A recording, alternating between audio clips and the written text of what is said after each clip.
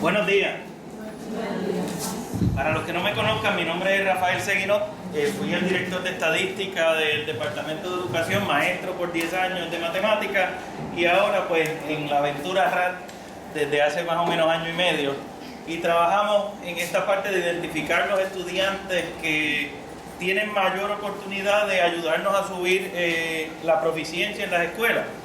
Recuerde que bajo el plan de flexibilidad lo que se nos pide es que llevemos los estudiantes a la proficiencia. No necesito llevar los estudiantes avanzados, es a proficiente. Y para ir engranando esto un poquito, para que los estudiantes sean proficientes en matemáticas o en su clase, ponga usted una clase y en cuánto debe ser lo que saca el estudiante para ser proficiente en su clase. ¿Cuánto? ¿Qué por ciento? 70 dijeron por ahí. Y para ser avanzado, 90. Ok, pues vamos a las pruebas. En las pruebas estandarizadas, y eso lo pueden anotar por ahí, todo estudiante que saque en matemáticas 58% o más es proficiente. Todo estudiante que conteste correctamente el 58% de la prueba en matemáticas es proficiente. En español alrededor de un 60 a un 62%. Para ser avanzado en matemáticas, todo estudiante que conteste el 68% de la prueba correctamente es avanzado. No tenemos que llevar a los estudiantes a contestar el 100% de la prueba correctamente. Con llevarlo al 58% o un poquito más siempre, ¿verdad? Para cuestiones de tener las medidas y que no se nos vayan a cortar en algún sitio, pues es importante tener en cuenta que yo no debo poner tanta atención en que el estudiante me conteste correctamente la prueba completa, porque no es necesario, yo lo tengo que llevar a un 58. Discúlpame, Rafael, ¿dijiste en español cuánto? Entre 60 a 64% aproximadamente es que un estudiante es proficiente en español. ¿Y en inglés? En inglés tengo que buscarlo. Yo me sé español y matemáticas porque la brecha académica la utilizamos. No, pero esa es la meta, eso es otra cosa. Eso son otras cosas. Eso es, el 34% es la meta a la cual tiene que llegar la escuela. Eso, ahí hablamos de los AIMS, que es otra cosa distinta al nivel que debe llegar el estudiante para ser proficiente. Bueno, pues yo lo que le voy a dar hoy es un pequeño insumo de lo que hacemos en las escuelas de RAD, de redes de apoyo diferenciado. ¿Todos saben o conocen lo que es el RAD? Nosotros trabajamos con el RAD número 1, la compañía Wotec trabaja con el RAD número 1 y tenemos 13 escuelas entre prioridad y enfoque. Pero hay una parte muy importante que es la brecha académica de las escuelas. Que se nos habla que hay que reducir las brechas, que se nos habla que hay que trabajar con las brechas académicas de nuestras escuelas, y usted dirá, ¿y con qué se come eso? A diferencia de la ley No Child Left Behind, en esta vez se espera orientar a todo el personal del Departamento de Educación para que pueda trabajar con la brecha académica. ¿Qué pasaba con la ley No Child Left Behind? Y siempre lo voy a decir, ¿por qué la ley No Child Left Behind no fue efectiva? O muchas escuelas estuvieron tanto tiempo en plan de mejoramiento. ¿Por qué usted cree? Diga razón. Muy altas las metas. ¿Qué más? ¿Está bien? El cambio de la prueba. El cambio de la prueba. El cambio de los estándares ahora son más altos, una de las razones. Mire, si usted entra a la página del gobierno federal, todos los informes y todos los estudios que se hicieron convergen en lo mismo, en que el gran fracaso de la ley No Child Left Behind fue que a las escuelas no se le orientó sobre la toma de decisiones basada en datos. Habían 3 métodos para salir del plan de mejoramiento. pero yo me acuerdo, Ajá. en el año en que las escuelas en Puerto Rico ya estaban saliendo del plan de nombramiento, Ajá. el año siguiente, al cambiar la prueba, todo el mundo se fue por el control. Yo creo que para mí eso fue función. Pues mire, habían tres métodos. ¿Cuáles eran los tres? El método directo. ¿Cuál era el método directo? Alcanzar el 100% en el 2012. Casi nadie lo iba a lograr. El segundo método, ¿cuál era? El Safe Harbor. ¿Qué había que hacer? El 10%. ¿Cuánto tiempo? Por 3 años consecutivos. Le dijimos a los maestros cuáles eran los estudiantes que eran el 10%. Le dijimos a los maestros de esos estudiantes que están en el 10%, cuáles son los estándares que no dominaron en la prueba.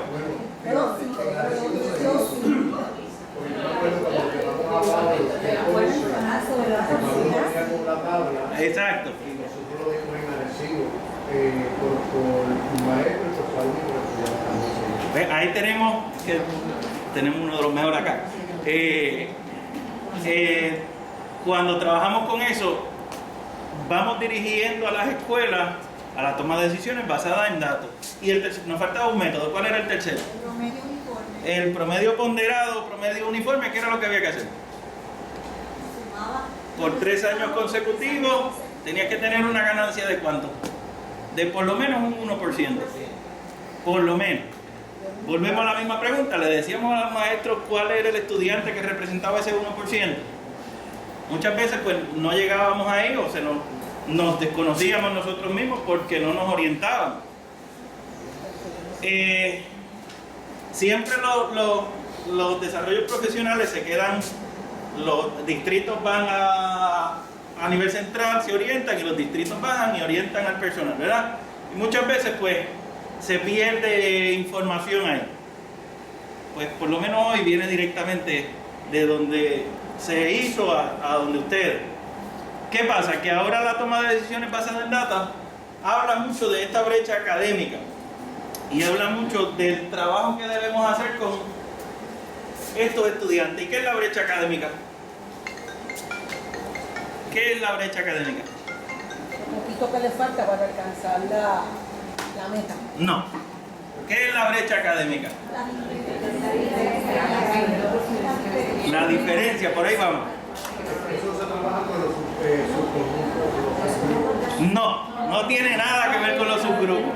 Está prebásico, está muy arriba. Aquí está mi escuela, ahí está. Es que esta es la escuela de RAT, así que... Igual tenemos una diferencia muy grande entre los prebásicos y los avanzados profesionales. Las escuelas que tienen las brechas académicas muy amplias o muy grandes son las escuelas que tienen un grupo marcado de estudiantes y no tienen nada que ver con los subgrupos. Claro que esos estudiantes pertenecen a un subgrupo, eso no lo podemos quitar, pero no tiene, para calcular la brecha no se utilizaron los subgrupos.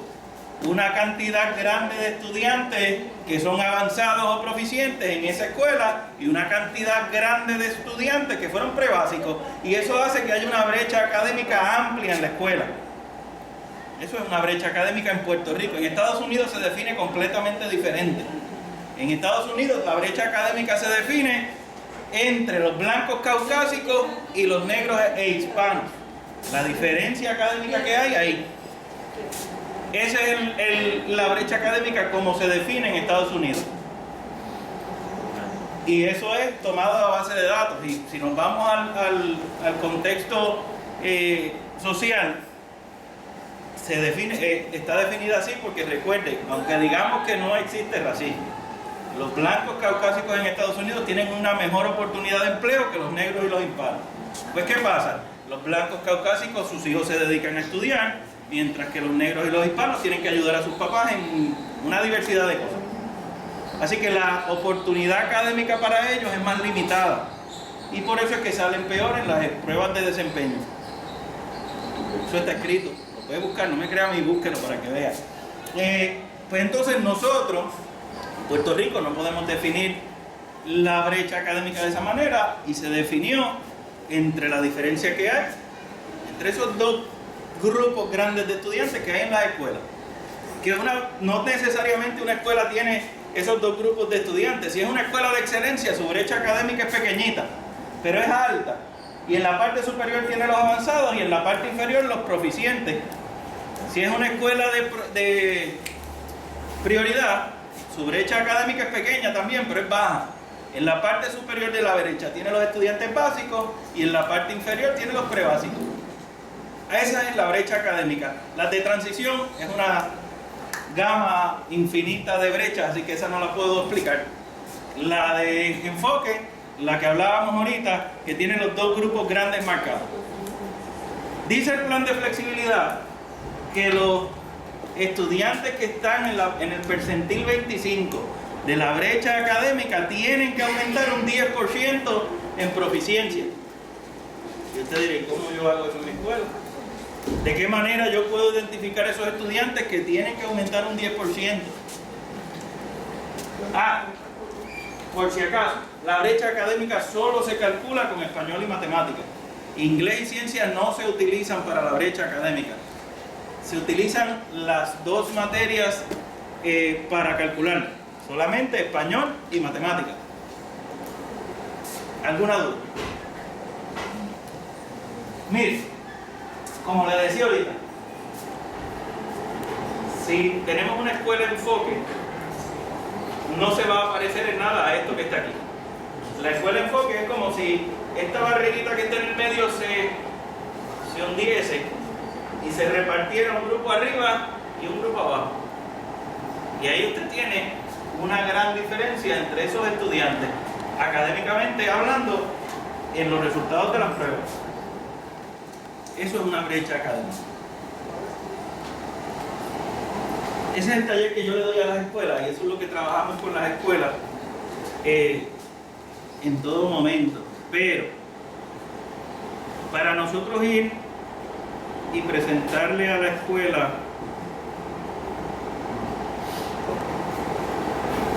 para que trabaje con sus estudiantes y los identifique en la brecha académica, pues le preparamos la brecha. Esta tabla nace de una reunión que hubo con los superintendentes de Ponce y los estadísticos de Ponce. Obviamente se le removieron los nombres por ley FERPA. Yo no puedo discutir la información de los estudiantes, así que le removí los nombres y les voy a presentar todo lo que hacemos con los estudiantes. Primero, el número de CIE de los estudiantes, el nombre y el grado. ¿Por qué esas tres cosas son importantes? Primero, el número de CIE. Si la escuela no tiene los resultados de ese estudiante, vamos al Departamento de Educación a nivel central y del Data Warehouse nos dan la información con el número de CIE. Así que por ahí vamos entonces buscando los resultados de esos estudiantes que llegaron nuevos a la escuela, de los estudiantes que no trajeron los resultados cuando llegaron. Pues muchas veces se los pedimos, pero muchas veces los papás no lo tienen. Lo perdieron y no lo tenemos. Así que por eso es importante tener el número de CIE del estudiante, pues es la única manera de atar resultados con la tabla. Nombre y grado. ¿Por qué nombre y grado? Porque cuando yo calculo la brecha académica se calcula con todos los grados que toman la prueba en la escuela. Así que cuando yo calculo la brecha se me van a salir de sitio, si los tengo en orden por grado, no los voy a tener así en la brecha. Yo necesito, para que el maestro lo pueda identificar, lo necesito en qué grado está y el nombre del estudiante. Porque si es una escuela pequeña no tengo mucho problema porque lo identificamos rápido. Pero si es una escuela como la Sabana Hoyo, que toman prueba 300 y pico de estudiantes, pues entonces sí que hay que ponerle a identificar en dónde está ese estudiante. ¿Sí? Una brecha académica como la de Sabana Hoyo me tomó una semana calcularla y trabajar con ella porque son muchos estudiantes. Una brecha académica de una escuela regular de 100 y pico de estudiantes, en un día yo la puedo trabajar y se puede trabajar bastante rápido. Recuerde que esto se saca de los resultados de la Meta PR, de las pruebas puertorriqueñas. ¿Y eso viene en qué formato? ¿En qué? No viene en Excel, ojalá. Viene en PDF. Y como viene en PDF, hay que ir uno a uno para sacarlo y ponerlo aquí. Y le voy a explicar las demás columnas. El nivel de ejecución, usted sabe que cada estudiante en español y matemática le da prebásico, básico, proficiente o avanzado. Después viene la puntuación escala. ¿Y qué es la puntuación escala? Por eso es lo que se deja llevar Pearson para determinar si el estudiante es prebásico, básico, proficiente o avanzado. Usted ve unos estudiantes aquí marcados de rojo y otros de verde, ahorita le explico por qué. Después de eso, déjeme abrir aquí algo.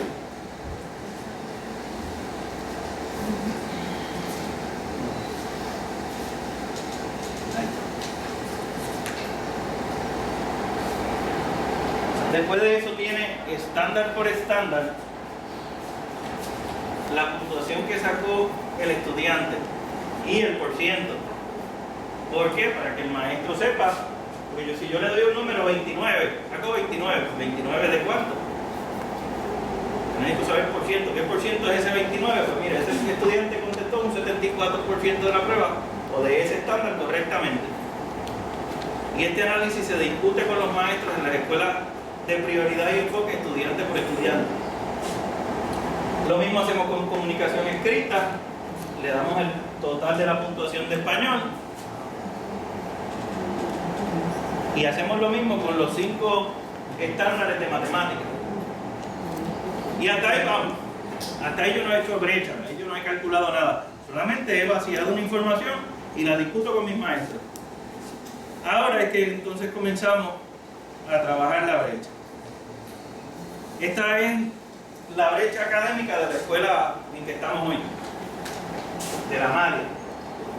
Estos estudiantes que usted ve de rojo ahí listados son los estudiantes que pertenecen al percentil 25 de esta escuela. ¿Por qué? ¿Y cómo se saca? Pues una vez yo tengo toda la información puesta en la plantilla anterior, vacío toda la información de esos estudiantes con copy-paste. Y la misma fórmula trae lo demás. Lo más difícil es la primera plantilla, las demás se llenan básicamente solas. Una vez lo coloco aquí, promedio la puntuación que obtuvo en español y matemática. Eso es sumar y dividir entre 2. Se promedia esa puntuación y una vez yo promedio esa puntuación lo pongo en orden ascendente, desde el menos puntuación que sacó hasta el mayor puntuación que sacó. En esta escuela hubo 54 estudiantes el año pasado que tomaron la prueba que están este año en la escuela. Porque yo lo hago con los que están este año aquí, porque los que se me fueron de 6º grado ya esos no me cuentan. Yo hago la brecha con los estudiantes que están en mi escuela. Así que este último estudiante fue el más alto que salió de los que quedan aquí. Pues si ya yo tengo identificado mis estudiantes en orden, les pongo el número en la posición que quedaron. Y para sacar el percentil, divido la posición que quedó el estudiante entre el total de estudiantes que hay. Llegó número 1, pues 1 entre 54. Y eso me da un decimal que tiene que estar entre 0 y 1. No puede ser ni menor de 0 ni mayor de 1. Una vez usted lo tenga hecho con todos ellos, va a buscar el que diga punto 25 o se acerque más a punto 25, 0.25. Y ya ahí tiene los estudiantes que pertenecen en su escuela a la brecha, al percentil 25. Ya los tiene identificados con nombre y apellido, quiénes son los que tienen que aumentar un 10%. Luis, Pedro, María, Juan, Farmagul, dale nombre. Tienen todos ellos puestos ahí para trabajarlo. Pero ¿qué pasa? Yo a los maestros de las escuelas RAD le hablo mucho de la triangulación de datos. Cuando usted hace una investigación, ¿sabe que hay que triangular? Usted hace su maestría, doctorado, hace una investigación. Hay que triangular datos en todos sitios para poder darle veracidad a los mismos. Pues lo mismo hay que hacer aquí en la escuela. Y los maestros tienen 3 fuentes de información en donde pueden comparar los datos de los estudiantes. ¿Cuáles son? Mire, los resultados de las pruebas. Las notas que ellos dan 10, 20, 30 y 40 semanas. Y ahora tienen la pre y posprueba, que según el plan de flexibilidad en la página 86 y 87 dice que hay que darla 3 veces al año. Agosto, agosto, diciembre o mayo, diciembre o enero y mayo. Así que ahí tiene las 3 veces que hay que dar la prueba, la preprueba y posprueba, según el plan de flexibilidad. Pues, ¿qué hacemos?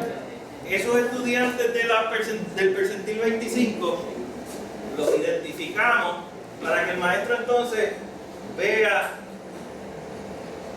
cuáles son sus estudiantes. Por ejemplo, aquí hay 1, 2, 3, 4, 5, 6, 7 estudiantes de quinto grado. Ya la maestra de quinto grado sabe quiénes son de sus estudiantes, los que tienen que aumentar un 10%. Y empieza a comparar las notas de las 10 y las 20 con la pre de agosto, con la post de diciembre y los resultados de las pruebas MetaPR. Y ve cuál es el estándar de prioridad de cada uno de sus estudiantes. Tengo una pregunta. Diga usted. Tú estás hablando de enfoque y prioridad. ¿Y qué va a pasar con las escuelas de transición que no tienen? Esto le aplica a todas las escuelas. ¿Nos explica todas las escuelas? Sí. Sí. Esto le aplica a todas las escuelas. Por eso es que se explica hoy esto aquí donde ustedes. Porque no esto que yo estoy haciendo lo hago yo para ayudar a las escuelas. Pero lo de que todos los estudiantes del perdón. ¿Quién me puede decir que a mí va a hacer yo eso en mi escuela? Pues tú no estás dando en general, yo por lo que tú me estás dando yo no lo voy a hacer. Nos van a suplir el información. Yo le puedo decir, usted me anote mi email.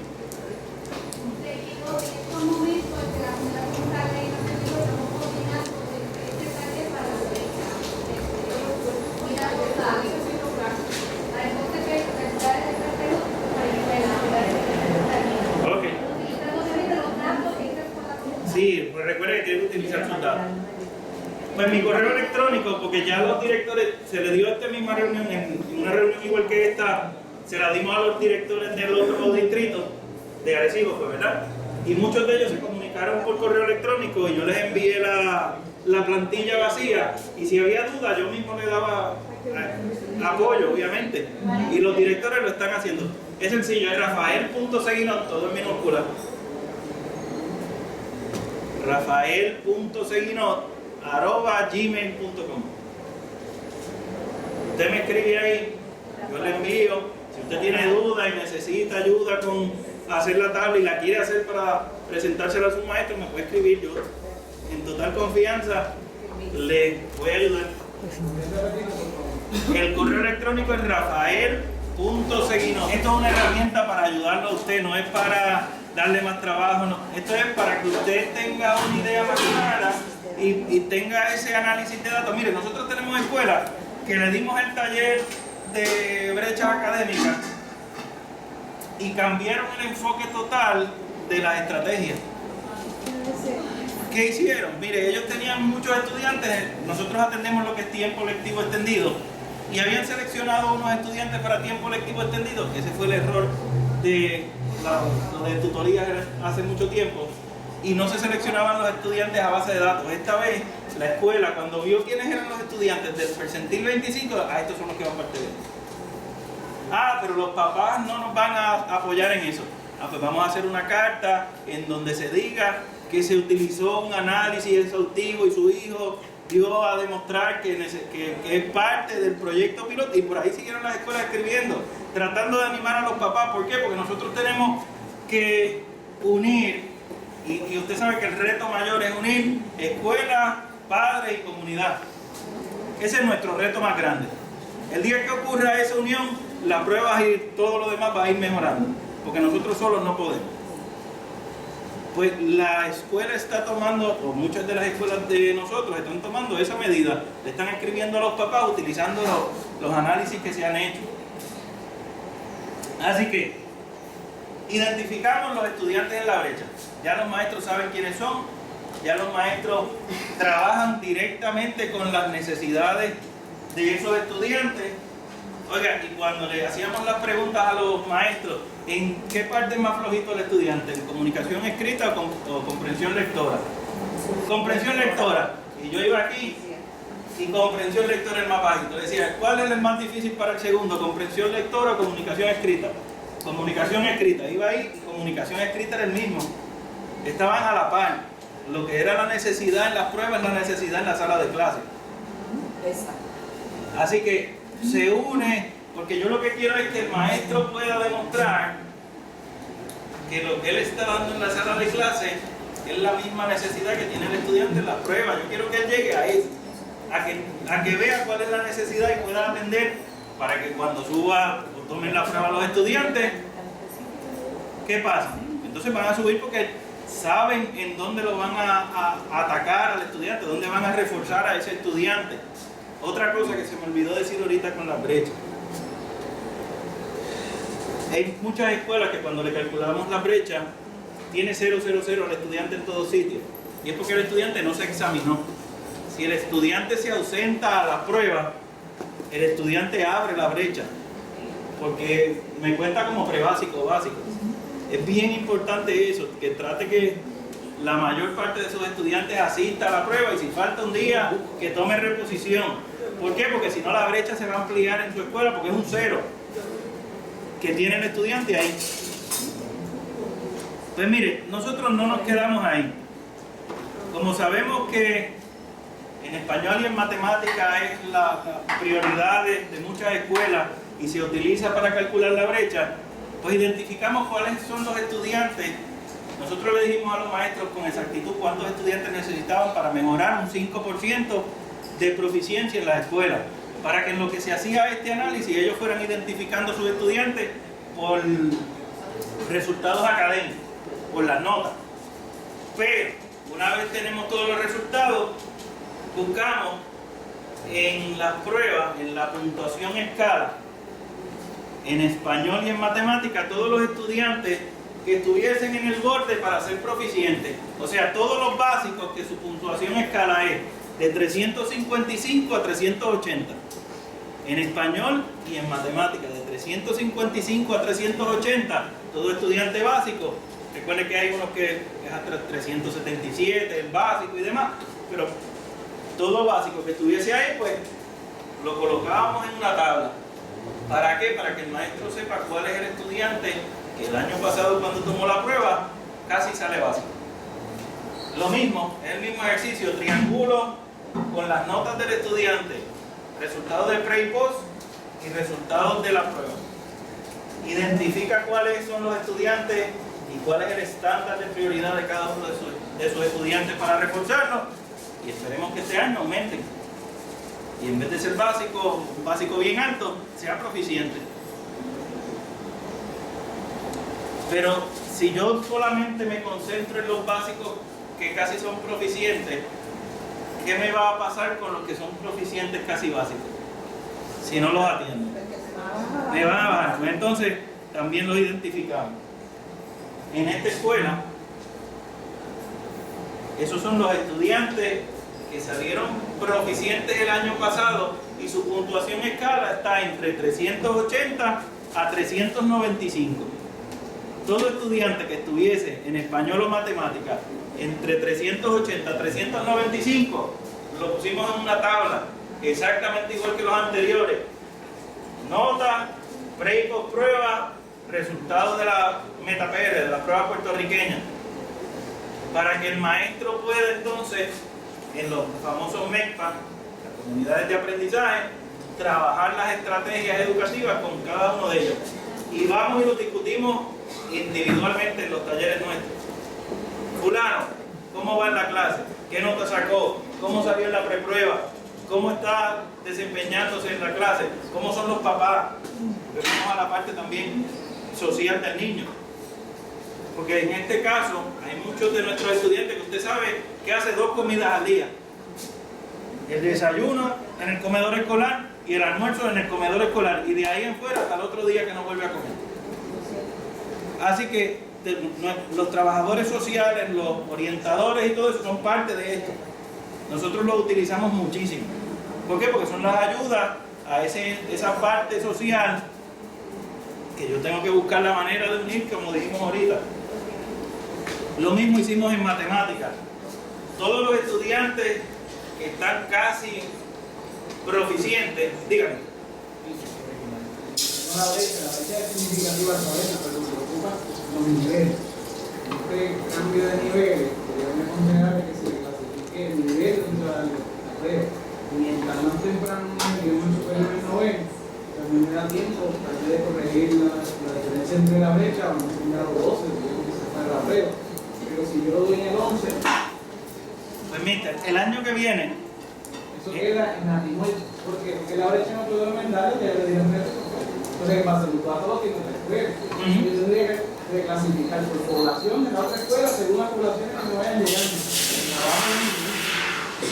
pasa que si yo puedo identificar una vez el estudiante llega a mi escuela, dónde está el estudiante en la prueba, pues entonces yo puedo ya hacer un plan con mi facultad. Pero también era a nivel anterior. Sí, lo que pasa es que No hay otra manera de subir la brecha. sí, tengo que ver. Por eso es lo que hacemos con las superiores. Con las escuelas superiores se pidió lo mismo, el número de CIE de los estudiantes, y se les solicitó al Departamento de Educación los resultados de esos estudiantes cuando estaban en octavo.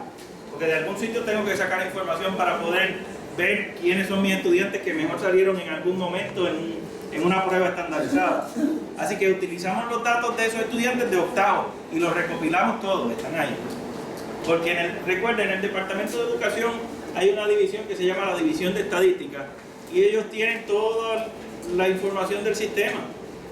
Ahí está todo.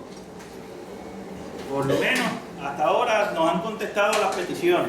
Cada vez que le pedimos datos, nos contestan. Si usted necesita conseguir los datos de los estudiantes y usted es una escuela superior y los quiere tener los reciben 10, desde 10 los quiero tener para darle seguimiento, usted lo puede hacer. Hay una lista con el número de CIE de sus estudiantes, lo único que necesitan es el número de CIE. Se la envía y le solicita, sea bien específico en lo que necesita, porque pues, hay muchos datos en el Data Warehouse y si no somos específicos, a lo mejor nos envíen cosas que no necesitamos. Si yo quiero los resultados de las pruebas, español, inglés, matemática y ciencia, pues le pido esas 4 cosas. Si la quiero con por ciento, sea bien específico, y si le envía una tablita en Excel con los campos que usted quiere, mucho más sencillo, más fácil para ellos y más rápido se lo van a contestar. Hasta ahora, cada vez que yo hago una solicitud se tardan entre semana y media a 2 semanas, no más de ahí.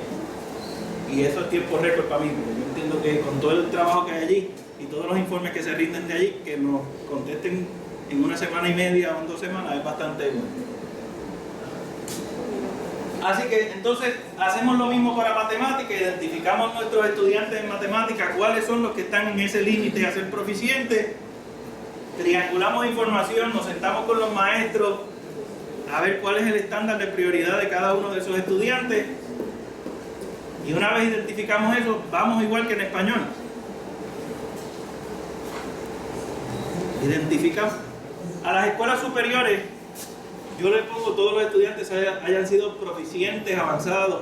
Si fueron proficientes o avanzados, los pongo ahí porque como hay tanta diferencia de tiempo, yo no sé cómo es que ha trabajado el estudiante con los maestros en las otras escuelas, como dice Mister. Así que yo tengo que ver a todo el universo de los estudiantes proficientes y avanzados. Y le hago exactamente lo mismo, porque si yo descuido a los estudiantes proficientes, ¿qué me va a pasar? Mi proficiencia se va al piso. Yo me puedo matar subiendo los básicos todo el año, subiendo básicos y subiendo básicos. Pero si descuido a los proficientes, se me va a caer la proficiencia de la escuela. Así que es bien importante el yo tener identificado. Yo sé que son muchos campos, a lo mejor hay muchos detalles, hay muchas cosas, pero por lo menos hay una guía para el maestro y para nosotros como escuela y directores de manejar los datos para tomar decisiones. Antes tomábamos decisiones académicas y se tomaban los datos a lo mejor muy poco o no nos explicaban cuáles eran los datos que debía utilizar. Ahora tiene una pequeña herramienta para los muchos trabajos que usted tiene una pequeña herramienta que los puede ayudar a dirigirse un poquito más en los datos, que a lo mejor se le pudo haber explicado antes, ¿sí? Pero ya la tiene para el año que viene por lo menos, y ya el año que viene usted puede trabajar con ella.